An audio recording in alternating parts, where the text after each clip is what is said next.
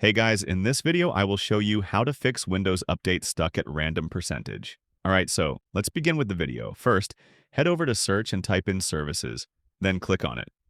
Once you're inside the Services window, click on any service one time and press W on your keyboard to jump down the list. Scroll until you find Windows Update, then double-click on it. Change the startup type to Automatic.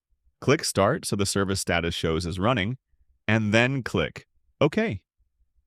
Next, head back to Search and type in Troubleshoot Settings, then click on it. Once it opens, select Other Troubleshooters and look for Windows Update.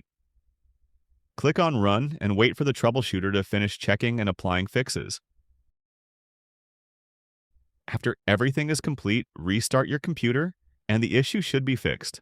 And that's it. So that's basically how you can fix Windows Update stuck at random percentage.